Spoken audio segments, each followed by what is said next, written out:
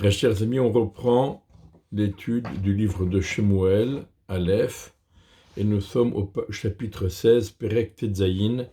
Vayomer Hashem el Shmuel, Dieu dit à Shmuel, jusqu'à quand tu prends le deuil sur Shaoul, et moi, je l'ai méprisé, je l'ai rejeté, de régner sur Israël. Remplis ta corne d'huile, et va, je t'enverrai chez Yishai, qui se trouve à Bethléem, car j'ai vu parmi ses fils quelqu'un digne pour moi d'être roi.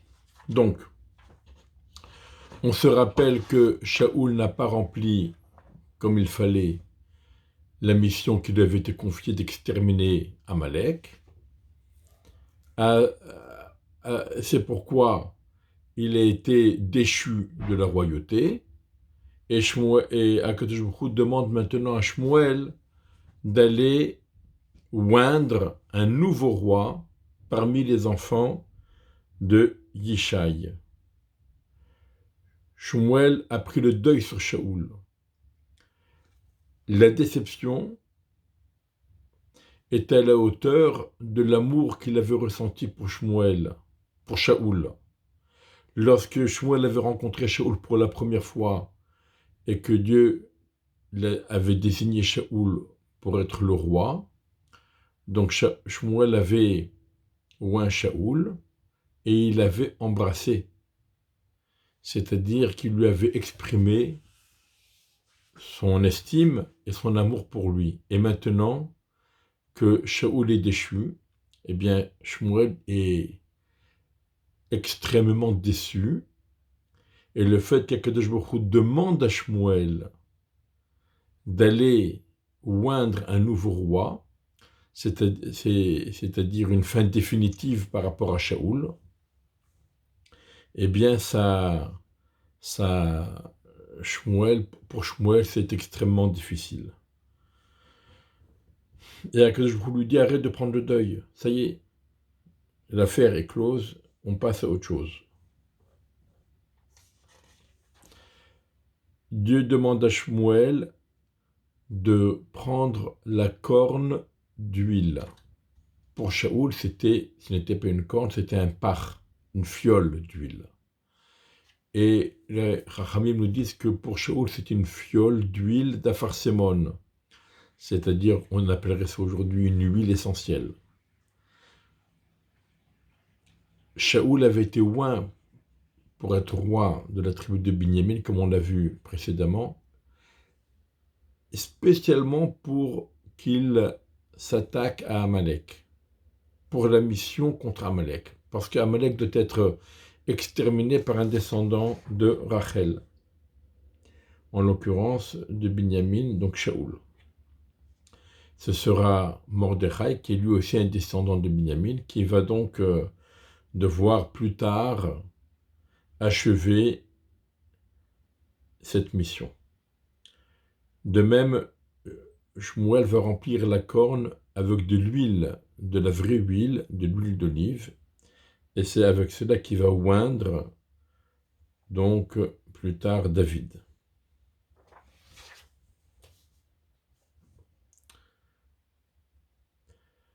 Vayomer Shmuel, Shmuel rétorque, Shmuel n'est pas empressé d'aller.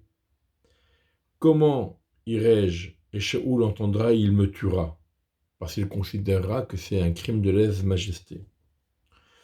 Dieu dit, prends une génisse, et tu diras, c'est pour apporter un sacrifice que je suis venu.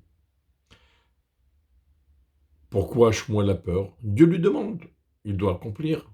C'est quoi cette excuse? J'ai peur que Shaoul sans entendre cela et se venge sur moi. Et on voit bien qu'Akadosh Baruch Hu, il adhère à ce risque, à cette appréhension, et il lui donne un subterfuge. Tu prendras une génisse et tu diras que tu apportes un sacrifice. Même si ce n'est pas faux parce que c'est ce qu'il va faire, mais en fait c'est uniquement pour cacher la véritable raison de son voyage. Donc on apprend de là, effectivement, il ne faut pas s'exposer au risque. Il faut tout faire pour éviter d'avoir recours au miracle. Yaakov aussi, malgré les promesses d'Akadosh Baruch Hu, eh bien, il a eu peur de la rencontre de Esav. Pourquoi? Évidemment, il ne lui arrivera rien. Dieu lui a promis. Mais il ne veut pas avoir recours au miracle. Comme on a l'habitude de dire, le miracle, ça coûte cher. Et donc, il faut que tout se fasse de façon la plus naturelle possible. Et donc, Akadosh Baruch Hu dit à Shmuel de faire un subterfuge, de faire croire donc qu'il se rend à Bethléem pour apporter un sacrifice. Zokarata le Yishai Bazavar, tu appelleras Yishai pour participer au sacrifice, et je t'indiquerai ce que tu feras, et tu oindras pour moi celui que je te désignerai. Shmuel fit ce que Dieu lui a dit, il vint à Bethléem, et tous les sages de la ville eurent peur et vinrent à sa rencontre, et lui dirent « Shalom Boecha, est-ce que ta venue est pour la paix ?» Ça veut dire, est-ce que tu viens ici pour nous gronder, pour nous apostropher, ou bien tu viens avec des bonnes nouvelles, dans un cadre de paix? Vayomer Shalom. Et Shmuel a répondu, je viens en paix. Pour apporter un sacrifice, je suis venu. Sanctifiez-vous et venez avec moi pour le sacrifice. Il sanctifia Yishai et ses enfants, et il les appela au sacrifice. Ce fut quand ils vinrent, il a vu Eliav. Eliav, c'était donc l'aîné de Yishai. Et alors, Shmuel s'est dit, me voici face à celui que Dieu a choisi pour l'oindre comme roi. Effectivement, Eliav était un personnage très charismatique.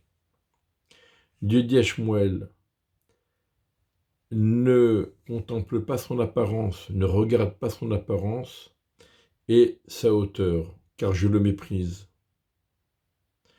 Car ce n'est pas ce que l'homme voit qui compte, car l'homme voit ce qui est visible à l'œil, donc le superficiel, et Dieu voit l'intérieur, la profondeur de l'être, son essence même. Et là, Akadosh Baruch Hu, entre guillemets, fait une pique à Shmuel. Toi, il y a quelques années, lorsque Shaul s'était présenté à toi, et il avait demandé où est le prophète, et tu as répondu, c'est moi le prophète, Ani Aroé, c'est moi le voyant, le prophète. Eh bien voilà, tu ne vois pas bien. Tu te contentes de voir ce qui est superficiel. Bien sûr, on parle de Shmuel, et bien sûr, c'est au niveau de Shmuel. Le superficiel de Shmuel, ce serait pour nous déjà quelque chose d'extrêmement profond. Mais malgré tout, Akadosh Baruch Hu dit, tu as apprécié le côté superficiel de ce personnage, et moi je le scrute de l'intérieur, et je ne veux pas de lui. Pourquoi Akadosh Baruch Hu ne veut pas de lui? Rashi nous dit parce qu'il était colérique. On ne nomme pas roi d'Israël quelqu'un de colérique. Il faut quelqu'un de calme. Yishai appela Avinadav, donc son deuxième fils. Il le fit passer devant Shmuel. Et Shmuel a dit, celui-là aussi, ce n'est pas lui que Dieu a choisi. Yishai a fait passer Shama, et Shmuel dit, celui-là non plus n'a pas été choisi par Dieu. Yishai a fait passer ses 7 enfants devant Shmuel, et Shmuel dit à Yishai, Dieu n'a pas choisi aucun d'eux. Alors qu'est-ce qu'on fait? Shmuel est tenace. Dieu a dit, donc il y a. Shmuel dit à Yishai, tu n'as plus d'enfants? Alors il a répondu, Yishai a répondu, il me reste encore un petit enfant. et il fait paître le troupeau. Shmuel dit à Yishai, appelle et prends-le, car nous ne nous attablerons pas jusqu'à ce qu'il vienne ici. Shmuel dit, tant pis pour le repas, on ne touche à rien tant qu'on n'a pas vu le dernier de tes fils. C'est quand même étonnant. Yishai, entre guillemets, a oublié le dernier, le 8e. Yishai, comme s'il avait mis une croix sur lui. On n'en tient pas compte. Il est entièrement déconsidéré. Even Maasu Abonim, des pierres que les maçons ont méprisées, Hayeta et Rosh Pina, elle est devenue la pierre angulaire, la pierre principale. C'est David, le fils que tout le monde a méprisé, y compris son père. Et le Midrash nous dit qu'il soupçonnait David d'être un mamzer et de ne pas être vraiment le fils de Yishai, mais le fils de quelqu'un d'autre. Vaishtar Vaïvéhu, il envoya donc quelqu'un pour chercher David, il l'apporta, et on nous le décrit. Vehu Admoni, il est rouquin. Rouquin, ça ne veut pas dire qu'il a les cheveux roux. Admoni, c'est comme Esav, ça veut dire sanguin, sauvage. Mais, Im Yefe Enaim Vetovri Roi, il avait des beaux yeux et un bon regard. Alors, Yefe Enaim, ça peut être une allusion à la droiture de l'esprit, un esprit de justice. Le Sanhédrin est appelé Ene Haeda, les yeux de l'assemblée, c'est le Sanhédrin. Et donc ici aussi, Yefe Enaim peut être compris dans ce sens-là. Pas simplement qu'il avait des beaux yeux, des yeux bleus, non. Yefe Enaim, ça veut dire un esprit droit. Vetov Roi et un regard bienveillant. Ayin Tova, il avait un regard bienveillant vis-à-vis des autres. Vayomer Adonai kum shaheu kizehu. Dieu dit, lève-toi et oins-le, car c'est lui. On apprend de là que Shmuel ne s'est pas levé à son approche. Shmuel n'était pas impressionné par le jeune homme qui s'est présenté devant lui. Peut-être même qu'il a été mal impressionné. C'est un rouquin, un sanguin. Est-ce que entre guillemets, un sale gosse comme ça va devenir roi? Et voilà quelque chose, je lui dis, lève-toi et oins-le, c'est lui. Shmuel s'exécute immédiatement, il ne discute pas. Shmuel prit la corne d'huile, il a oint donc le jeune homme parmi ses frères, et un esprit divin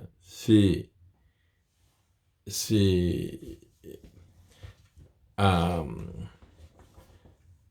imprégné David à partir de ce jour-là. Et Shmuel s'est levé, il est parti à Rama, là où il habitait. On voit ici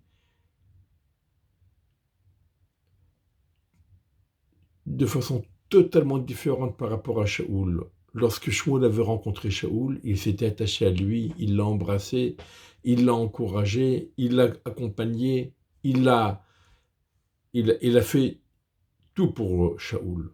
Et là, le premier regard n'était pas très positif. Shmuel n'était pas du tout convaincu par l'intérêt de ce jeune homme. Dieu lui dit de l'oindre, il l'a oint, et il est parti sans rien. Tout de suite, il est parti. Et l'Esprit de Dieu a quitté Shaoul, et Shaoul a été habité par un esprit mauvais, envoyé par Dieu, et donc il était sujet à des peurs et à des tremblements. Les serviteurs de Shaoul lui ont dit, voici qu'un mauvais esprit te hante. que notre maître le dise à tes serviteurs, que l'on recherche une personne qui sait jouer de la musique avec le violon, et ce sera lorsque le mauvais esprit viendra sur toi, il jouera de la musique et cela te soulagera, ce sera bien pour toi. Donc on voit ici l'importance de la musique, combien la musique peut avoir une influence positive sur une importance positive sur le psychisme de l'homme. Lorsqu'il est déprimé, eh bien on lui fait de la musique et ça lui redonne du goût à la vie. Shmuel dit à ses serviteurs, cherchez pour moi quelqu'un qui sait faire de la musique et apportez-le-moi. L'un des serviteurs lui a dit, voici j'ai vu parmi les enfants de Yishai à Bethléem un jeune homme qui connaît la musique, il est valeureux, c'est un homme de guerre intelligent et de belle apparence, et Dieu est avec lui. C'est-à-dire que tout lui réussit. Dieu l'aide et il réussit tout ce qu'il entreprend. Shaoul envoya des messages à Yishai et il lui dit, envoie-moi David ton fils qui est avec le troupeau. Yishai prit Hamor Lechem, un âne chargé de pain et une outre de vin, et un petit mouton, Gédizim c'était un agneau. Il l'envoya dans les mains de David, son fils, pour Shaoul. David vient chez Shaoul et se présenta devant lui. Il l'a beaucoup aimé et il devint son serviteur, celui qui portait ses armes. Donc on a vu la première rencontre entre Shaoul et David, très positive, et tout de suite un lien d'estime, d'amitié, d'amour entre Shaoul et David s'est tout de suite installé. On verra que par la suite, ça s'est détérioré. Shaoul envoya à Yishai pour lui dire que David reste avec moi car il m'a plu. Et lorsque un esprit s'emparait de Shaoul, David prenait le violon et faisait de la musique, et Shaoul en était soulagé, et c'était bon pour lui, et le mauvais esprit le quittait. Et ensuite, nous allons voir comment les choses entre Shaoul et David vont évoluer.